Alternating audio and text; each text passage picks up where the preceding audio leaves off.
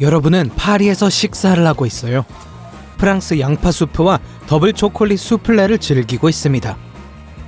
정말 맛있어요. 웨이터가 다가와 식사가 어떠냐고 묻습니다. 입에 음식이 가득 찼기 때문에 만족스러운 표정을 지으면서 손으로 오케이 제스처를 합니다. 웨이터가 기뻐할 거라고 기대했지만 그는 뭔가 불쾌한 듯한 표정이에요. 알고 보니 집게손가락과 엄지손가락으로 원을 만드는 것이 어떤 나라에서는 오케이를 의미하지 않는 것으로 밝혀졌어요.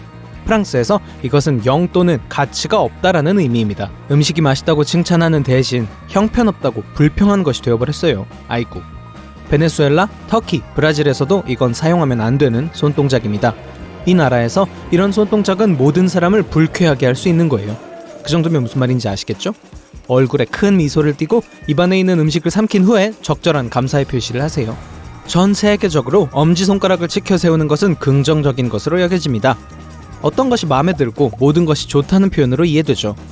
하지만 이탈리아, 서아프리카, 이란, 그리고 그리스 일부 지역에서는 이것은 끔찍하게 모욕적인 제스처로 알려져 있어요. 말레이시아를 방문하면 사물을 가리킬 때 검지가 아닌 엄지손가락을 사용합니다. 다음번에 이런 나라에서 히치하이킹을 하려고 할 때 엄지손가락을 치켜들지 않는 게 좋을 거예요. 아무도 여러분을 태워주려고 하지 않을 테니까요. 영국, 호주, 뉴질랜드에서 뭔가를 2개 주문하거나 누군가에게 피스 사인을 하는 것은 괜찮아요. 손을 잘못된 방향으로 향하지 않는 한 말이죠. 이 손동작을 잘못하면 여러분은 매우 불쾌한 손신호를 보내는 게 됩니다. 친구를 절대 못 사귈 거예요. 그러니까 집게손가락과 가운데 손가락을 V자 모양으로 위를 향하고 손바닥이 바깥을 향하도록 하세요. 그러면 아무 문제 없을 거예요. 몸을 숙여 인사하는 것은 동아시아 문화에서 서로 인사하고 손님들을 맞이하는 데 많이 사용됩니다. 많이 구부릴수록 더 많은 존경을 표시하는 거죠. 다행히도 대부분의 일본인들은 외국인들이 절하는 에티켓을 제대로 이해할 거라고 기대하지 않습니다. 일반적으로 악수나 고개 끄덕이는 것도 허용되지만 다른 나라를 방문하기 전에 올바른 인사 예절을 익힌다면 현지인에게 좋은 인상을 줄 거예요. 문제는 얼마나 몸을 숙여야 하는 건가 하는 거죠. 집게손가락을 사용하는 것은 몇몇 유럽, 라틴 아메리카, 그리고 아프리카 국가에서 무례한 것으로 여겨집니다. 중국, 일본, 인도네시아에서는 사람을 가리킬 때 특히 무례한 행동이에요. 그 제스처는 누군가를 비난하거나 모욕하기 위한 동작으로 여겨질 수 있습니다. 필리핀에서 길을 물어보면 도대체 어디를 가리키는 걸까 당황하게 될 수 있어요. 놀라지 마세요. 현지인들은 손을 드는 대신 입술을 사용합니다. 세계 어느 곳에서든 확신이 서지 않을 때는 손 전체를 사용해서 사람이나 방향을 가리키세요.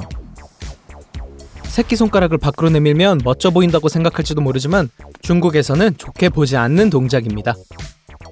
이 동작은 엄지손가락을 아래로 내미는 것과 같아서 무언가가 마음에 들지 않는다는 의미입니다. 다른 사람들과 사진을 찍을 때 다른 사람들을 존중하고 어떤 외설적인 손동작도 하고 싶지 않을 거예요. 특히 피해야 할 2가지 동작은 새끼손가락만 내미는 것과 사용한 포크나 젓가락과 같은 더러운 물체로 무언가를 가리키는 것입니다. 자, 젓가락으로 음식을 먹을 때는 어디에 젓가락을 내려놓는지에 주의하세요. 중국이나 일본에서도 우리나라에서와 마찬가지로 밥그릇에 젓가락을 수직으로 꽂는 것은 큰 실수입니다. 이건 불운으로 여겨져요.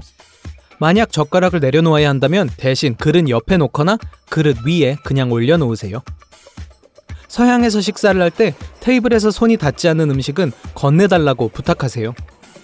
원하는 음식이 테이블 반대쪽에 있다고 해서 팔을 뻗어 접시를 가져오지 마세요. 그리고 옆 사람 음식이 맛있어 보인다고 해서 자신의 포크로 다른 사람의 음식을 먹는 것도 안 됩니다. 어떤 곳에서는 식탁에서 코를 푸는 것이 허용돼요. 갑자기 코가 간질간질하면 어쩔 수가 없잖아요. 하지만 실례한다고 말하고 몸을 약간 돌린다면 다 괜찮아요. 일본 혹은 중국에서 휴가를 보내고 있는데 매운 음식을 먹어서 콧물이 난다고 가정해 볼게요. 공공장소에서 절대 코를 풀지 마세요. 만약 정말 코를 풀어야 한다면 식탁을 떠나서 화장실에서 코를 풀거나 조용히 다른 사람의 눈에 띄지 않게 하세요. 코를 푸는 것은 주변 사람들에게 무례하고 비위생적인 것으로 여겨집니다. 항상 손수건이 아닌 종이 티슈를 사용하시고 사용 후에는 버리세요. 피지는 세계 최고의 여행지 중 하나입니다. 아름다운 해변과 친절한 사람들. 이 섬에서 휴가를 보내다 보면 오랫동안 악수를 하고 싶어하는 피지 사람들을 만나게 될 거예요. 인사를 나누는 내내 손을 잡는 것이 관례입니다. 아무리 길어도요. 또한 너무 빨리 손을 떼지 않도록 해야 합니다. 만약 악수를 갑자기 끊는다면 매우 무례한 것으로 여겨지거든요. 만약 여러분이 인도에 있다면 악수를 하는 대신 두 손을 모읍니다. 두 손을 기도하는 것처럼 가슴에 가깝게 모으고 고개를 약간 숙이면서 나마스테라고 인사를 합니다. 대부분의 나라에서 팔짱을 낀다는 것은 아무 의미가 없습니다. 춥다거나 지루하거나 아니면 그냥 더 편안하기 때문에 팔짱을 끼게 되죠. 하지만 핀란드에서는 잘못된 의미의 메시지를 보낼 가능성이 있습니다. 팔짱을 낀다는 것은 큰 무례함을 의미합니다. 핀란드 사람들은 팔짱을 끼는 것을 오만과 반항의 표시로 여깁니다. 주로 주변 사람들에게 시비를 걸기 위해 하는 경우가 많아요. 큰일 나겠네요. 이 바디랭귀지는 도전으로 받아들여지기 때문에 만약 팔짱을 끼면 문제에 휘말리게 될 가능성이 있습니다. 특히 사람들 앞에서 대놓고 팔짱을 끼지 마세요. 휴가를 보내면서 문제를 일으키고 싶지는 않을 거예요. 러시아에서 사람을 만나자마자 악수를 하고 싶을 수도 있지만 만일 문간에서 누구를 만나거든 그러지 마세요.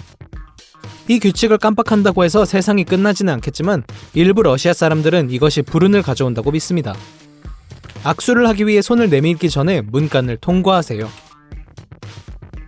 이것은 식당, 가정집, 상점, 그리고 문이 있는 거의 모든 곳에서 해당됩니다. 이 간단한 실수를 피한다면 말썽과 불운을 피할 수 있을 거예요. 태국에서 머리는 가장 신성한 신체 부위이기 때문에 누군가의 머리를 쓰다듬는 것은 심각한 결례로 여겨집니다. 여러분은 보통 장난으로 친구의 머리를 헝클어뜨리거나 누군가를 칭찬하기 위해 머리를 쓰다듬어주는 경우가 있을 거예요. 하지만 태국에서 결례를 피하고 다른 사람에게 불쾌감을 주지 않으려면 다른 사람의 머리에 손을 대지 않는 게 가장 좋습니다. 또한 발은 몸에서 가장 더러운 부분으로 여겨지기 때문에 발가락으로 가리키지 않는 게 현명합니다. 휴가를 보내면서 다른 사람을 모욕하고 싶지 않을 테니까요. 대화 중에 시계를 보는 것은 중동에서 매우 무례한 것으로 여겨질 수 있습니다. 지금 대화하고 있는 사람에게서 벗어나기 위해 서두르고 있는 것 같으니까요. 다른 약속이 있다고 해도 무례하게 굴고 싶지는 않을 거예요. 시간을 확인하기 전에 자연스럽게 대화를 마무리하도록 하세요. 아랍 문화에서 일단 의사소통이 시작되면 느긋하게 천천히 해야 합니다. 아셨죠? 그리스에서는 손가락을 펴고 손바닥을 보이는 스톱 제스처를 절대 사용하지 마세요. 지역 주민에게 이렇게 하면 불쾌한 결과가 생길 수도 있어요. 이 제스처는 그리스 사람에게는 엄청난 모욕입니다. 비잔틴 시대로 거슬러 올라가는 오명이죠. 가끔 외국인들이 택시를 잡거나 다른 사람에게 이리 오라고 손짓을 할 때 손바닥을 위로 향하게 한 채 흔드는 걸 본 적이 있을 거예요. 우리나라에서는 개를 부를 때 이렇게 부르기 때문에 깜짝 놀라게 되죠. 우리나라에서 이리 오라는 의미의 손짓은 팔을 내밀고 손바닥을 아래로 향하게 하고 손을 위아래로 수직으로 움직이는 거죠. 이 밖에도 우리는 자연스럽게 몸에 밴 행동이지만 외국인에게는 익숙치 않은 행동이 또 있어요. 나이가 많은 사람이 술을 권한다면 두 손으로 술을 받은 다음 마실 때는 고개를 돌리는 걸 우린 다 알고 있어요. 이건 존경의 표시이고 우리나라에서는 어른을 존중하는 것이 매우 중요하니까요.